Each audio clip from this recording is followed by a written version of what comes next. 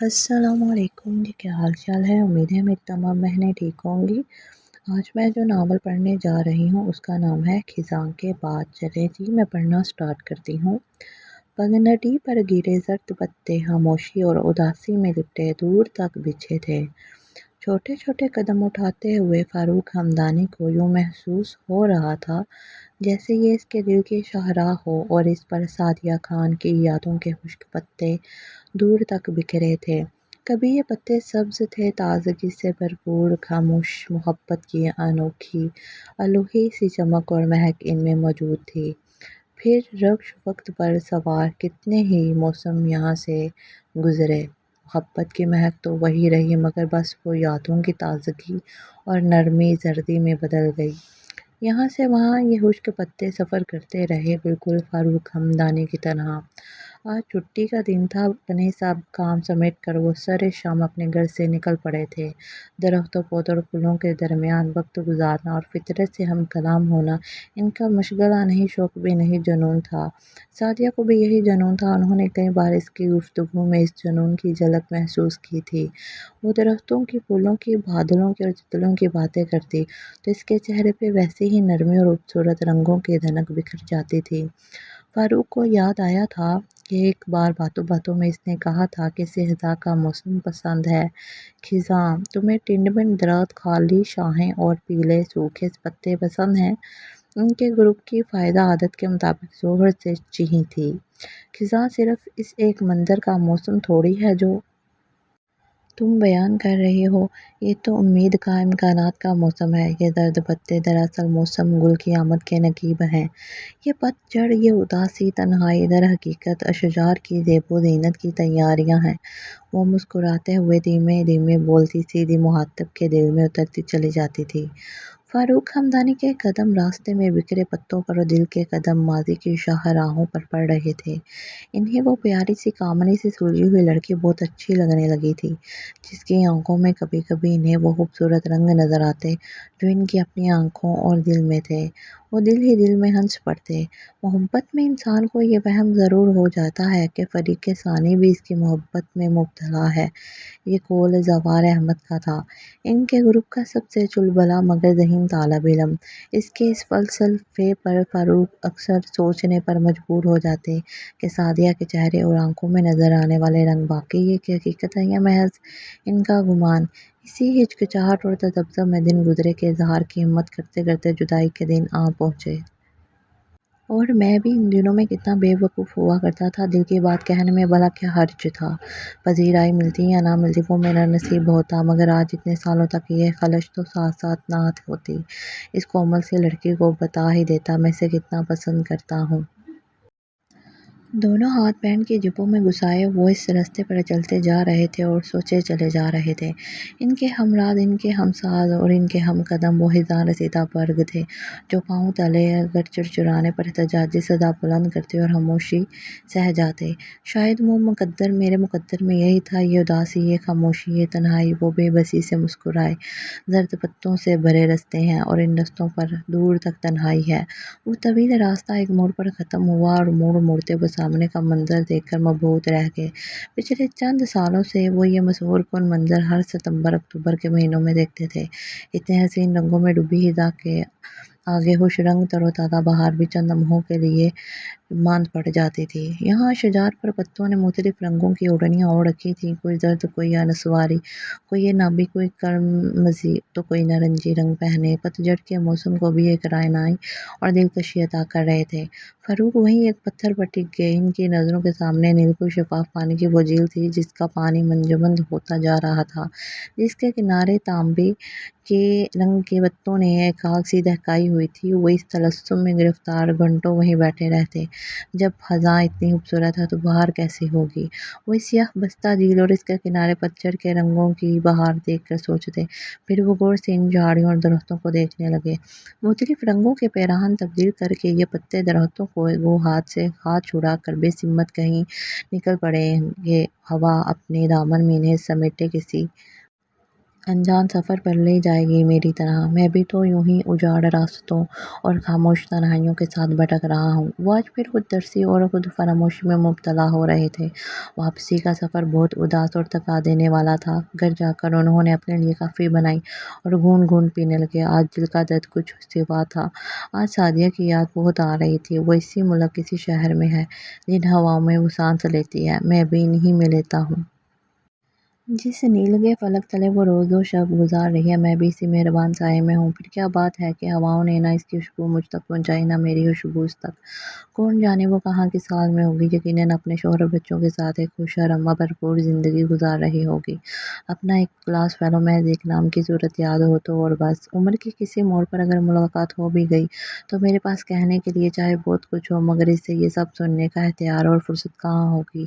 وہ قیاس آرائیوں کے گھوڑے دوڑاتے رہے، باہر قطرہ قطرہ رات بیتتی جا رہی تھی اور وہ سوچ کی گہرائیوں میں ڈوبتے ابھرتے جا رہے تھے۔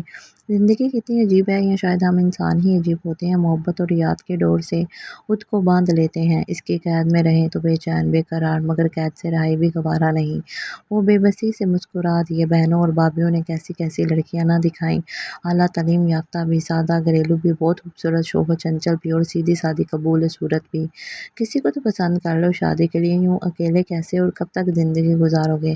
لوگ ہمیں نام دھریں گے، ماں باپ نہیں رہے تو بہنیں بھابھیاں اپنی اپنی زندگیوں میں مگن ہو کر چھوٹے بھائی کو بھول گئیں۔ کچھ تو بتاؤ میرے بھائی، کیسی لڑکی چاہیے تمہیں؟ کوئی پسند ہے تو بتا دو، ہم رشتہ لے کر چلے جائیں گے۔ بڑی آپا سمجھاتے سمجھاتے منتوں پر اتر آئیں اور فاروق ایک مسکراہٹ سے انہیں ٹال دیتے۔ چند سال یوں ہی گزرے تھے، پھر ایک روز زوال انہیں ملا۔ دور طالب علمی کی اور یونیورسٹی کی کتنی ہی یادیں اور باتیں تازہ ہو گئیں۔ بہت سے ساتھیوں کے بارے میں بتاتے بتاتے اس نے سعدیہ کا ذکر بھی کیا۔ وہ تو کینیڈا چلی گئی ہے۔ سرسری سا فقط ایک جملہ کہہ کر وہ ادھر ادھر کی باتیں کرنے لگا۔ فاروق منتظر ہی رہے کہ وہ سعدیہ کے بارے میں کچھ اور بتائے، مگر انتظار ہی رہا۔ زوال چلا گیا اور وہ ادھوری باتوں کو خود ہی معنی پہناتے رہے، مگر خود سے عرض کیا گیا ہر مطلب اندھیرے میں ٹامکٹوئیاں مارنا ہی تھا۔ ادھر گھر والوں کے تقاضے بڑھتے جا رہے تھے۔ بالاخر آپا کے صبر کا پیمانہ لبریز ہو گیا۔ بس بہت ہو گئی تمہاری منمانی، میں نے لڑکی فائنل کر دی ہے تمہارے لیے، اب میں کوئی بات نہیں سنوں گی۔ ارے آپا، میری پیاری آپا، یہ کیا غضب کر رہی ہیں آپ؟ وہ سچ مچ بوکھلائے گیا۔ بات ہے کیا ہے؟ انہوں نے کڑے تیوروں سے اپنے راز دلارے بھائی کو گھورا، جوان سمیت، جو ان سمیت سبھی کو بہت عزیز تھا۔ بات یہ ہے کہ آپا، وہ ہچکچاتے ہوئے شروع ہوئے، کوئی افلاطونی یا طوفانی قسم کا عشق نہیں ہے، مگر بس کسی اور کے لیے بھی دل نہیں مانتا۔ آپ پلیز تھوڑا سا انتظار کریں، جب میں یہ سمجھوں گا مجھے کسی سے بھی شادی کر لینی چاہیے، میں خود ہی بتا دوں گا۔ حال دل مختصر بتا کر وہ آخر میں ملتجانہ لہجے میں بولے، جب کسی سے کچھ کہا نہیں سنا نہیں تو یوں جوگ لینے کا کیا مطلب؟ آپا نے اعتراض کیا۔ جوگ بجوگ کیسا آپا؟ بس شاید کسی معجزے کا انتظار ہے، اگر ہو گیا تو ٹھیک، نہیں ہوا تو میرا نصیب، وہ پھر کسی ہنسی ہنس دیے۔ آپا خاموش ہو گئیں اور فاروق، جو کسی معجزے کا انتظار میں شب و روز گزار رہے تھے، ایک روز دیس سے پردیس پہنچ گئے۔ ملازمت کے سلسلے میں انہیں وہاں کینیڈا جانے کی پیشکش ہوئی تو انہوں نے وہاں جانے کا فیصلہ کر لیا۔ شادی کر کے چلے جاؤ فاروق، کیا بڑھاپے میں سارے کے پھول کھلاؤ گے؟ آپا نے ایک بار پھر اصرار کیا۔ بہنیں اور بھابھیاں پھر لڑکی تلاش میں ہم پر نکلنے کو تیار ہوئی بیٹھی تھی، مگر انہوں نے اس بار بھی دامن بچا لیا۔ تھوڑا سا وقت اور دے دیں آپا، کیا خبر وہاں جانے سے ہی کسی معجزے کی شروعات ہو۔ ان کی آنکھوں میں امید کی جوت جاگ اٹھی تھی۔ سعدیہ وہاں ہوگی تو تمہارا کیا خیال ہے؟ تمہارا انتظار کر رہی ہوگی، وہ وہاں اپنے شوہر اور بچوں کے ساتھ زندگی گزار رہی ہوگی، کیا ضرورت ہے کسی شراب کے پیچھے بھاگنے کی؟ آپا نے انہیں حقیقت کا چہرہ دکھانے کی کوشش کی۔ میں تو بس ایک خواب کے پیچھے ہوں، تعبیر ملے نہ ملے، چلیں کبھی ملاقات ہوئی تو اپنے رقیب کو ہی دیکھ لیں گے، ہم سے بہتر کوئی ملا ہے یا نہیں؟ وہ مسکرائے۔ پاگل ہو بالکل، کبھی کبھی مجھے بھی یہی لگتا ہے۔ انہوں نے بڑی خندہ پیشانی سے تسلیم کیا۔ پھر وہ کینیڈا آ گئے۔ وقت گزرتا رہا اور موسم کوئی بھی ہو، سعدیہ کے خیال اور یادوں سے دل کا دامن کبھی خالی نہیں رہا، مگر اب کبھی کبھی انہیں لگتا تھا کہ تھک گئی ہیں اسے یاد کرتے کرتے، اسے ڈھونڈتے ڈھونڈتے۔ ان پر مایوسی طاری ہونے لگی، شاید ہمارے مقدر کے ستارے الگ الگ ہی چمکیں گے، ان کا ملاپ آسمانوں میں کہیں نہیں، تو پھر بھی بھلا تقدیر سے کون لڑ سکتا ہے؟ پھر وہ ہوا۔ اب ان کے دل نے بے حد اداسی سے پوچھا، ایک ایک کر کے وہ بھی مجھے چھوڑ کر جا رہے ہیں، جیسے شجر سے گرتے برگ۔ انہیں ایملی ڈکسن کی ایک نظم کی چند لائنیں یاد آ رہی تھیں، میرا دل زور افسور، اداس اور تنہا ہے۔ میرا دل زرد زرد اداس تنہا ہے، کیونکہ خزاں کے زرد پتوں کی طرح میرے دل کے خواب بھی رخصت ہو چکے ہیں۔ رات کو وہ سونے کے لیے لیٹے تو دیر تک کروٹیں بدلنے پر نیند نہیں آئی تھی۔ اٹھ کر بیٹھ کے اور سگریٹ سلگا لی تو زندگی اب اتنے موڑ پر گامزن ہونے کو ہے۔ انہوں نے فضا میں پھیلتے دھوئیں کو غور سے دیکھا۔ آپا کا فون آیا، ایک آدھ مہینے میں تمہارے لیے لڑکی فائنل کرنے والی ہوں، اور اب کوئی عذر کوئی بہانہ نہیں سنوں گی۔